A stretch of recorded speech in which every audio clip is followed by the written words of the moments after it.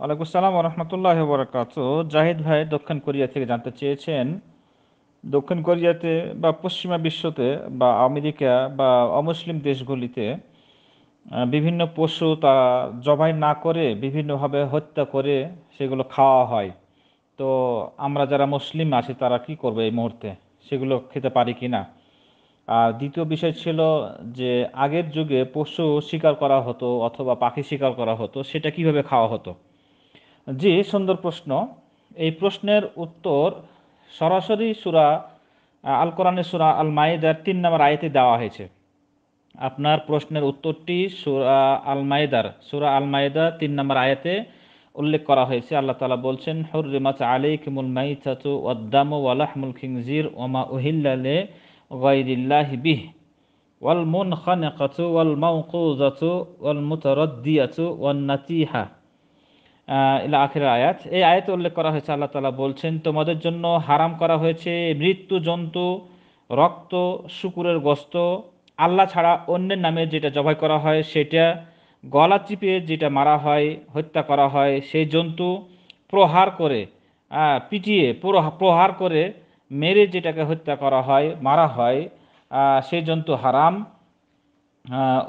ওপর থেকে পড়ে যাওয়া জন্তু, পাহাড় থেকে অথবা এই জাতীয় কোনো উঁচু জায়গা থেকে পড়ে গিয়ে যে পশু বা প্রাণী মারা যায় সেইগুলো, এভাবে পুরা ডিটেলস দেওয়া হয়েছে কোনগুলো হারাম। ৯টা জন্তুর কথা উল্লেখ করা হয়েছে। তাহলে আপনার প্রশ্নের উত্তর আপনার কাছে ক্লিয়ার যে যেটা মানে শরিয়ার বহির্ভূত যেটাকে হত্যা করা হয় সেটা খাওয়া জায়েজ নয়। মুসলিম হিসাবে আপনার উচিত হবে যেটা শরিয়া মোতাবেক জবাই করা হয়, বিসমিল্লাহ আল্লাহু আকবার বলে ছড়িয়ে দিয়ে যেটা জবাই পদ্ধতি সেটা যদি করা হয় তাহলে খাবেন, না হলে এই ভাবে যেটা হত্যা করা হয়, গলা টিপে মারা হয় অথবা তীর দিয়ে মারা হয়, বিভিন্নভাবে হত্যা করা হয়, দিয়ে সেটা খাওয়ানো হয়, এটা কোনোভাবেই জায়েজ নয়। কোনোভাবেই এটা আপনি খেতে পারেন না। আপনাকে ঈমান বাঁচাতে হলে সেখানেও ঈমান ধরে রাখার চেষ্টা করতে হবে। আপনি নিজেই মুরগি নিয়ে এসে, ছাগল নিয়ে এসে জবাই করে খান, তাদের হোটেলগুলোতে খাবেন কেন?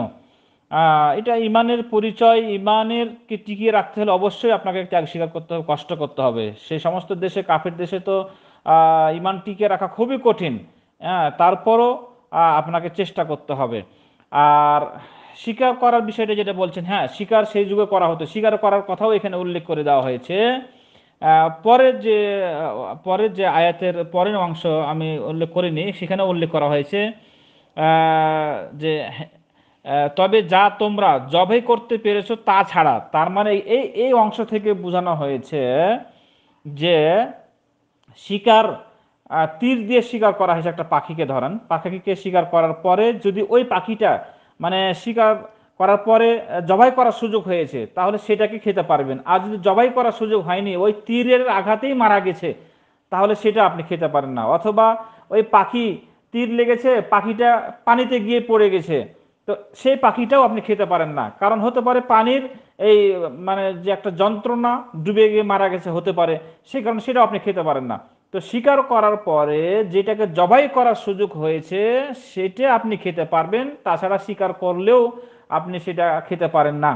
তো যাই হোক, এই আয়াতটা যদি আপনি পড়েন তাহলে আরও পরিষ্কার হয়ে যাবে আমাদের কাছে যে কিভাবে কোনটা জায়েজ করা হয়েছে আর কোনটা জায়েজ করা হয়নি। শিকারের পশুও আপনার যদি জবাই করার সুযোগ না হয় তাহলে সেটাও খাওয়া যাবে না। সে বিষয়ে এখানে আরও বিস্তারিত তাফসিরে উল্লেখ করা হয়েছে এই আয়াতের। জাযাকাল্লাহ খের।